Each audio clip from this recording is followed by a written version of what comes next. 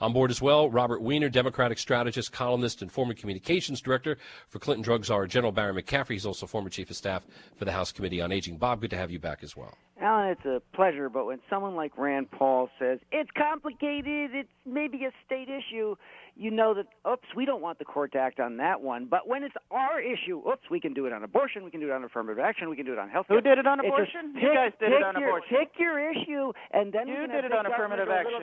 In your estimation, how do you see the courts unraveling this? Because they're a little confused about it. There's even questions about standing, and I already covered that in the first segment. How do you see this unfolding, Bob Weiner? Yeah, I was trying to ask, is being gay a civil right or not? Regardless of how you or I see the behavior, is being gay a civil right? And if the court decides that it is, then they have to go with a national ruling on it. Based on that, the Supreme Court just might, again, kick the can down the road. But why would they do that versus simply never taking the case to begin with if they were going to do that anyway, Bob Weiner? Well, that's exactly right. And by the way, I think some of these words that you're using, like certiorari and this and that, Alan, we're going to lose every listener we got with that. No.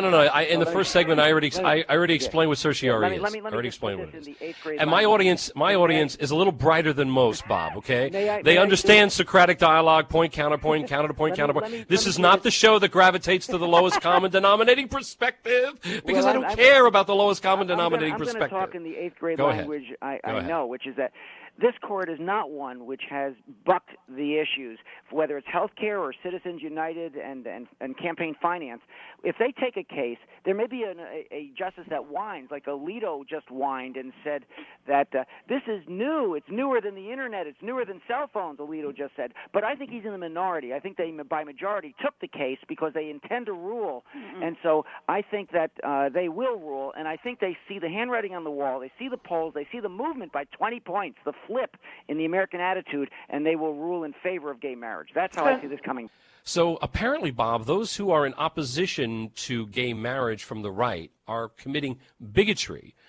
But the majority of African Americans who feel the same way are not considered bigots, even though they essentially hold the same view. Why is it the left is giving a pass to their own for that which they don't tolerate from others? There's no question that the African-American vote is what determined the proposition in California in the first place. But when Obama came out, that flipped also, and now a majority of African-Americans are also in favor of gay marriage. So the politics has shifted there, as it has with the entire American people. So Obama has actually been a big leader on this one.